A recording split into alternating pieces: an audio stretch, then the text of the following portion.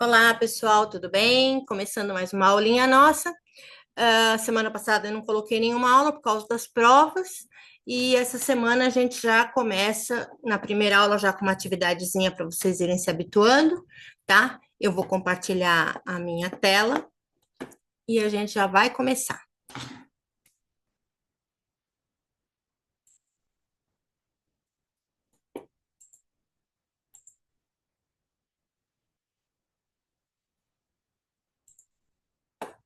Então, vamos lá. A gente vai hoje, vamos falar um pouquinho mais sobre essa parte de desenvolvimento, né, do trabalho acadêmico, como que a gente deve é, começar a fazer a preparação para fazer o trabalho acadêmico, né? Então, vamos lá.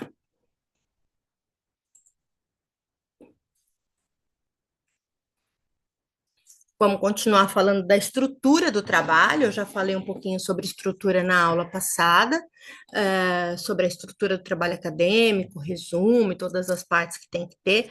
A gente vai ver um pouquinho hoje, um pouquinho mais sobre essa estrutura. Vamos ver também um pouquinho sobre projeto, né? Porque é importante que algumas faculdades pedem, faculdades que dividem a disciplina em 2 semestres, né?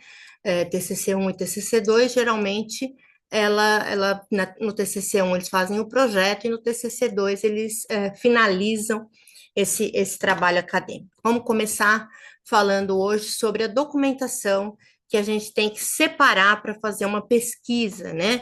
Então, primeiramente, eu vou sentar e imaginar, né, e deixar a minha imaginação correr aí para ver qual vai ser o tema que eu vou escrever. Bom, o tema, ele pode ser relacionado de várias formas.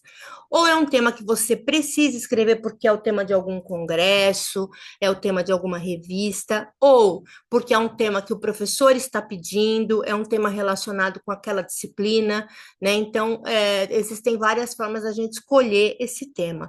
O importante é que a gente, quando começar a fazer a pesquisa, a gente já comece a anotar o que que a gente está tirando e de onde a gente está tirando. Eu vou dizer como eu faço. Eu costumo pegar, abrir um documento em branco, e aí eu vou colocando, eu vou achando as coisas que eu quero, artigos, documentos de sites, depoimentos, seja lá o que for, eu vou pegando, copiando e colando tudo dentro desse documento e colocando o link de onde eu estou tirando e a data. Por quê? Porque eu vou precisar desse link e dessa data depois para fazer as referências. Então, eu vou colando tudo nesse documentão, esse documentão vai ficar enorme, e depois eu volto no início desse documento e vou fazendo uma segunda triagem, né? Vou tirando aquilo que não me interessa, vou tirando coisas repetidas, porque também na hora que a gente vai fazer a pesquisa, vocês vão perceber isso, muitas coisas que tem num site tem em outro também, muitas coisas que tem em um trabalho tem em outro também, então para não ficar repetindo informações, a gente vai cortando sempre dando preferência às fontes primárias, como eu já falei para vocês, né? Se eu estou me baseando em algum trabalho já pronto, eu vou nas referências desse autor, vejo quais foram as fontes que ele utilizou e procuro essas fontes para me basear nessas fontes primárias. As fontes primárias são sempre mais seguras. Por quê? Porque eu vou ler, né, com os meus olhos e com o meu entendimento. E aí eu vou interpretar da maneira que for o conveniente para aquele trabalho, tá? O importante é que a gente vá anotando tudo e não esqueça nada, né? Porque a gente tem que sempre lembrar que o que eu citei ao longo do trabalho, lá no final, na hora de fazer as referências, tem que aparecer. Bom, ainda falando sobre essa documentação, né, a gente também deve guardar, importantíssimo, guardar os links, né, das homepages. Então, não importa como é esse documento, né, que eu estou usando, como é essa fonte, eu tenho sempre que guardar endereço, ou se for um livro, guardar o autor, a editora, né, ou até mesmo fotografar a capa, se eu não tenho o livro em mãos, né? Então, tudo isso a gente precisa ter esse cuidado enquanto está fazendo a pesquisa, para que depois a gente não se perca no final. Quando eu pego um aluno para orientar, né, muitos que estão aqui assistindo essas aulas aqui são alguns alunos que também eu já estou orientando para artigo e para TCC, eu sempre pergunto assim, eu começo a ler o TCC da pessoa e aí eu vejo um parágrafo que me dá uma informação e a minha pergunta é sempre essa: de onde você tirou isso? Por quê? Porque você sempre tem que dizer de onde você tirou aquela informação. Não foi uma informação que brotou na sua cabeça, não foi uma informação que veio do astral. Ela foi uma informação que você tirou de algum lugar, que foi baseado em uma declaração ou em um escrito de algum autor. E isso eu preciso colocar, não é? É obrigatório colocar. Bom, lembrando que o nosso trabalho ele vai ter uma introdução. Nessa introdução, eu vou apresentar todos os meus objetivos, a justificativa, por que que eu estou fazendo aquele trabalho, né? Porque ele é relevante, porque é um tema relevante, porque é um tema que vai suscitar muitas coisas, né? Então, eu vou colocar os objetivos, vou colocar a minha metodologia, né? Qual foi a forma que eu utilizei para fazer aquela pesquisa? Eu fiz uma revisão bibliográfica, eu fiz um estudo de campo, né? Eu fui a algum lugar, entrevistei pessoas e convivi com aquele tema, né? Então, tudo isso vai ali na minha introdução. A gente vai desenvolver isso um pouquinho melhor mais para frente. O desenvolvimento é o que vai detalhar a minha pesquisa. Eu vou situar o meu leitor, né? Vou fazer uma contextualização do meu tema. Então, digamos que o meu tema seja a logística reversa de pilhas e baterias. Eu não posso começar a falar sem antes explicar para o meu leitor o que é logística reversa, por que que é importante fazer a logística reversa de pilhas e baterias? E aí sim, depois que eu fizer essa contextualização, então eu começo com o assunto propriamente dito. Nos artigos científicos, antigamente, antigamente eles eram a BNT dividia, né, as partes que tinham que ser faladas, né? Então, tinha a parte de materiais e métodos, tinha a parte de discussão e tudo isso. Hoje, a BNT deixa mais livre, né? Então, o que que a BNT diz? A BNT diz que um trabalho ele tem que ter uma introdução, um desenvolvimento com quantos capítulos o autor achar necessários, e aí esse desenvolvimento inclui toda a parte de contextualização, toda a parte de pesquisa, toda a parte de referencial teórico, tudo isso vai estar nesse desenvolvimento. E no final eu vou fazer o quê? As considerações finais, que é onde eu vou arrematar tudo aquilo que eu falei, né? Eu vou fazer as minhas considerações finais, vou colocar alguns resultados e vou até, às vezes, em alguns casos, propor, né, um tema para um futuro estudo, né? Então, de repente, aquele meu artigo vai servir de base para alguém escrever alguma coisa, eu posso já fazer uma colocar para esse autor ou para essa pessoa que está pesquisando no meu trabalho uma sugestão, né, de um tema para futuros estudos e tudo mais, uma continuidade do trabalho. Quando eu fiz a minha dissertação de mestrado, ela era uma continuação de uma outra dissertação que tinha sido feita nos anos 90. Né? Então, quando eu fiz a minha, que foi em 2015, eu revisitei aquele caso, né? Eu revisitei aquele local e complementei o estudo com dados mais atuais. Então, isso pode ser feito também. Bom, o resumo. Todo trabalho ele inicia pelo resumo, né? A primeira parte do trabalho é o resumo, mas apesar de ser a primeira coisa que aparece no trabalho, seu resumo, eu não posso resumir uma coisa que ainda não existe. Então, o resumo é a última coisa que a gente faz, apesar dele aparecer primeiro, é a última coisa que a gente faz. Esse resumo, muitas vezes, ele é utilizado para colocar, para falar sobre o trabalho na internet. Então, por exemplo, algumas faculdades não publicam o trabalho na íntegra, algumas faculdades publicam lá na biblioteca só o resumo, só os resumos. E aí, se você tem interesse em ver aquele trabalho inteiro, você solicita ou você tem algum link, alguma coisa que te leve a esse trabalho inteiro. O resumo, ele é uma sinopse, né? Mesma coisa quando você vai assistir um filme. Você vai assistir um filme, você antes de assistir o filme, do que se trata esse filme? Ah, é um filme de espionagem, é um filme de aventura, é um filme de magia, é um filme de um romance. Então, isso tudo vai estar onde? Vai estar na sinopse. Esse resumo do nosso trabalho acadêmico, ele nada mais é do que uma sinopse. A linguagem tem que ser uma linguagem fácil, de fácil compreensão, uma linguagem corrente, nada de ficar elaborando altos termos complicados, né? Ele vai ser mais ou menos num sistema de esquema, né? Eu não vou citar as fontes, mas sempre que for necessário, eu vou retornar às fontes, né, que eu precisar para fazer esse resumo. Ah, e vou fazer uma argumentaçãozinha aí do meu texto inicial, né, do meu texto original. Vou citar as partes mais importantes. Então, o que que eu preciso apresentar com esse resumo? Eu preciso fazer com que aquele leitor ou aquele pesquisador que está consultando o meu trabalho entenda sobre o que que eu vou falar, né, de uma forma bem rápida. E se ele tiver interesse em ver mais detalhes, então ele vai lá e vai ler o trabalho na íntegra. Mas esse resumo é uma coisa só assim para apresentar e para mostrar o que, que vai falar aquele trabalho, tá? Então, o resumo ele vai ter essa função de suporte à interpretação do leitor. Muito bem, o resumo ele é feito na língua corrente. Logo depois do resumo, a gente tem o abstract. O abstract nada mais é do que o resumo passado para o inglês, né? A gente também vai ver essas partes aí com mais detalhes mais para frente, mas por enquanto é isso. Então, o que que eu já tenho? O que que eu já tenho do meu trabalho? Eu tenho lá o título, o subtítulo, quando houver um subtítulo, o nome do autor, o nome do orientador, uh, o resumo, as palavras-chave, o abstract e as keywords. É isso que eu já tenho do meu trabalho. Apesar de que esse resumo vai ser escrito por último, mas na estrutura eu já tenho isso. Aí eu vou começar o meu trabalho propriamente dito, eu vou começar o meu texto propriamente dito. Eu vou começar por onde? Pela introdução, né? A introdução sempre, sempre, sempre vai ser o capítulo um do seu trabalho.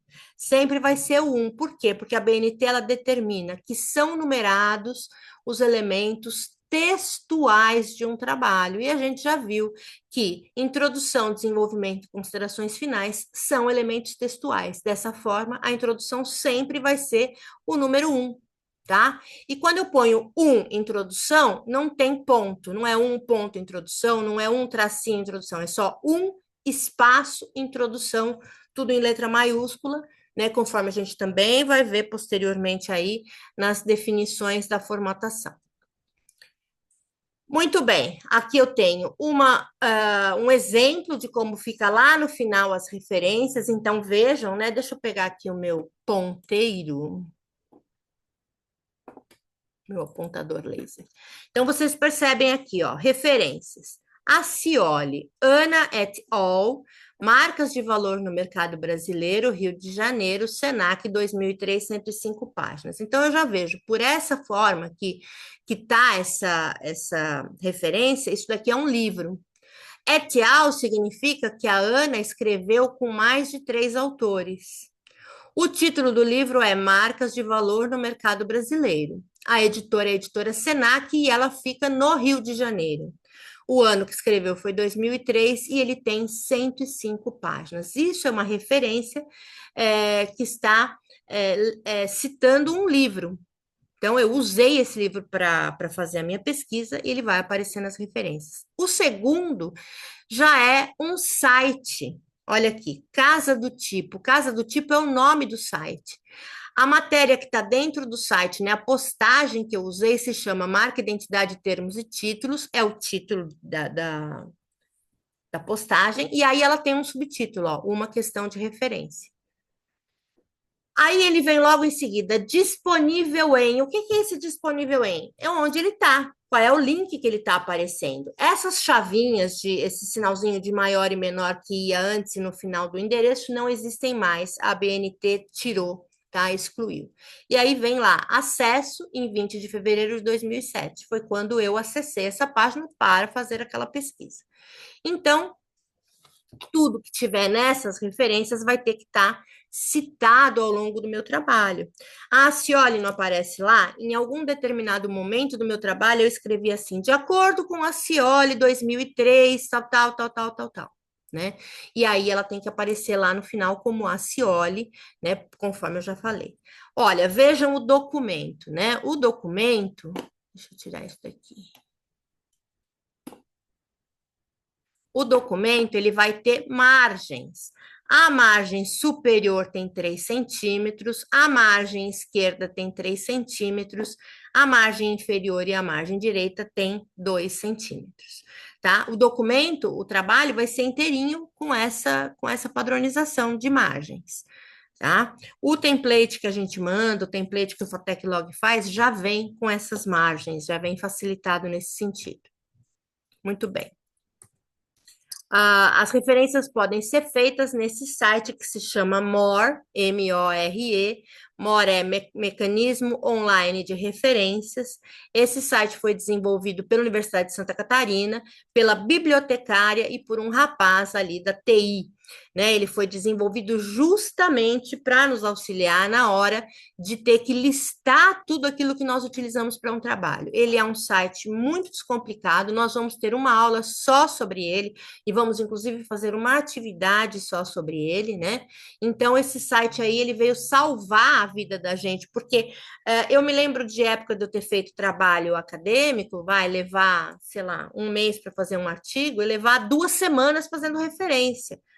Quer dizer, mais 50% do meu tempo foi fazendo referência. Então, hoje as referências são feitas com muita facilidade nesse site, mas para isso a gente tem que ter todos os dados. Por isso que eu falo para vocês, vocês têm que anotar tudo de onde vocês tiraram para depois poder alimentar o site, né, o MOR, para poder fazer as referências. Vamos falar um pouquinho agora sobre anexos. Anexo é todo aquele documento que não foi elaborado pelo autor do trabalho, né? O anexo ele vai servir para complementar uma informação que eu dei ao longo do meu trabalho, para ilustrar, né? Para deixar um pouco mais completo aquilo que eu falei. O que pode ser anexo? Os anexos eles podem ser matérias de jornal, leis, documentos, e-mails, uma série de coisas podem entrar como anexos, desde que não tenha sido escrito por mim. Então, vamos supor que lá, ao longo do meu trabalho, voltando ao exemplo da logística reversa de pilhas e baterias, então, em determinado momento, eu digo assim: de acordo com a PNRS 2010, é obrigatório fazer a logística reversa de pilhas e baterias de acordo com a lei tal, tal, tal, tal, tal, tal, que é a lei da PNRS, da Política Nacional de Resíduos Sólidos. Ela é uma lei que veio de 2010. Então, para que o meu leitor possa ter o conforto de não ter que procurar essa lei na íntegra, o que eu faço? Vide anexo A. E pego essa lei, essa PNRS, e coloco lá no meu anexo. O anexo ele vem depois das referências, tá? Então, o anexo ele é só uma forma de eu ilustrar alguma coisa ou complementar uma informação. Digamos que eu tenha usado no meu trabalho uma matéria jornalística. Mas só que eu usei só um trechinho daquela matéria. Eu não usei a matéria na íntegra, eu não usei tudo, usei um trechinho daquela matéria, mas eu acho legal que o meu leitor depois veja essa matéria na íntegra. Então eu falo, de acordo com a matéria publicada no Estado de São Paulo em 2015, de tal coisa assim, assim, assim, o jornalista diz que, 2 pontos, e põe 2 linhas do que o jornalista disse. Mas essa matéria é uma matéria que tem uma página inteira. Aí eu coloco lá, vídeo anexo B, e coloco a matéria lá no anexo. Então, o anexo ele é uma forma de eu ilustrar aquilo que eu já falei. Os apêndices são parecidos com os anexos, porém, eles não são formulados pelo autor, eles são formulados pelo autor do trabalho, eles são elaborados pelo autor do trabalho. Então, tudo aquilo que o autor do trabalho teve que formular como uma documentação à parte, uma autorização, uma entrevista ou uma tabulação, né? Eu fui fazer uma pesquisa de campo e eu fiz uma pesquisa, eu fiz uma entrevista de 10 perguntas com os moradores. Eu quero que os meus leitores possam ver quais foram as perguntas que eu fiz. Eu uso lá apêndice A, perguntas utilizadas na entrevista com os moradores de tal lugar. né? Ou então eu precisei pedir uma autorização de divulgação de imagem, por exemplo. Eu tirei foto de uma pessoa e peço autorização dela para a utilização de imagem. Então, a pessoa vai assinar para mim, né, a autorização e eu vou colocar lá no apêndice, porque foi um documento formulado por mim. Então, os apêndices eles podem ser autorizações, entrevistas, tabulações e etc. e tal, tá? Também são numerados sequencialmente com A, B, C, D, em ordem alfabética. Então, lá, a primeira atividade que eu vou dar, atividade mesmo, né? Até agora o que nós fizemos foi só comprovação de presença, né? Essa atividade que eu vou passar, que eu vou colocar lá no Teams para vocês fazerem, entregarem, que já vai ser um exercício, né? É isso aqui, ó. Entre em contato com a sua dupla ou trio. Vejam que eu coloquei lá no nosso grupo, né, a sugestão de vocês fazerem duplas ou trios para começar a escrever um artigo. Olha, gente, a escrita desse artigo, ela não é obrigatória para o curso, ela não é uma condição para que vocês tenham o certificado do curso. Ela é mais uma atividade dada dentro desse curso que eu estou fazendo. Então, quem não tiver interesse em fazer um artigo, quem não tiver interesse em escrever nada, gente, fiquem à vontade. Eu estou dando essa sugestão, por quê? Porque algumas pessoas que me procuraram falaram assim: eu já quero começar a fazer alguma coisa para o Fatec Log. Como eu tenho a intenção de dar continuidade a esse curso no primeiro semestre de 2025, então a gente já poderia começar alguma coisa, né, os alunos. O que eu sugeri? Eu sugeri que vocês entrassem em contato com os colegas da unidade onde vocês estudam, do curso que vocês fazem. Eu mandei no nosso grupo a lista dos alunos e as unidades onde esses alunos estão, né? Mandei o WhatsApp de todo mundo, o e-mail de todo mundo. Entrem em contato, conversem entre vocês no privado ou mesmo no grupo, né? Combinem quem quer formar uma dupla, um trio para ir escrevendo um artigo e depois já vão me comunicando quem é a dupla, quem é o trio e qual é o tema que vocês resolveram escrever, tá? Então, aqui, ó, discuta com o seu grupo, né? Qual seria um bom tema para um artigo dentro da área que os integrantes estão, né? Então, é importante dizer que o artigo vai ser uma coisa ligada na área de vocês, né? Eu estou fazendo logística, então é um artigo ligado à logística. Claro que a logística tem aí N campos que eu posso desbravar, né? Então, dentro desses campos que eu posso entrar, eu vou procurar alguma coisa. Eu quero escrever alguma coisa na área da legislação. Então, eu vou pegar leis que envolvem, que estão envolvidas na logística, né? Tem a Política Nacional dos Resíduos Sólidos, tem a Lei de Modernização dos Portos, tem aí uma série de leis que vocês podem pegar e podem fazer. Depois vocês vão determinar qual que vai ser o tema e qual que vai ser o título. O título pode ser provisório, tá? Porque muitas vezes, conforme a gente vai escrevendo, esse título pode mudar, né? Então, vamos entender que tema e título são coisas diferentes. O tema é uma coisa ampla, muito ampla, é um assunto geral que eu vou pegar para discussão. O título já é uma coisa mais elaborada e mais focada, né? Então, por exemplo, eu vou usar como tema a educação de jovens adultos, né? Sei lá, a educação de ensino fundamental. Então, assim, esse daí é o meu tema. Dentro desse tema, eu tenho vários assuntos que eu posso falar. Então, o título, ele vai ser aí o foco, ele vai ser esse resumo, ele vai ser esse afunilamento da minha ideia, né, do meu tema, que é mais geral. Então, é importante que vocês determinem com os grupos de vocês qual que vai ser o tema e qual que vai ser o título, ainda que ele seja provisório do artigo de vocês. Bom, falando de pesquisa, né? A gente vai começar fazendo o quê? A gente vai começar pesquisando materiais que são referências nessa área que eu escolhi. O que eu posso fazer, né? Eu tenho alguns caminhos que eu posso seguir, né? Eu posso ir até uma biblioteca física, né? Procurar livros, procurar materiais, porém, Hoje a gente tem uma facilidade muito grande de fazer essa pesquisa dentro da nossa própria casa. A gente pode, inclusive, consultar bibliotecas pela internet, né? Então, eu vou entrar em alguns sites como o Google Acadêmico ou como a Cielo e vou começar a pesquisar artigos que já foram escritos sobre esse tema, vou começar a pesquisar livros que já foram publicados sobre esse tema, e claro que em todas as FATECs existe uma biblioteca e vocês podem procurar a biblioteca aí da sua unidade, conversar com a bibliotecária ou bibliotecário, ver o que, que tem lá de material, conversar com alguns professores, perguntar para alguns professores da área o que, que eles sugerem como material de pesquisa, né? Isso tudo é importante para a gente ir elaborando a nossa pesquisa. Bom, a nossa aula de hoje foi uma aula um pouquinho mais curta, né? Eu vou colocar lá essa atividade, eu vou colocar lá no Teams, vocês podem começar a me mandar.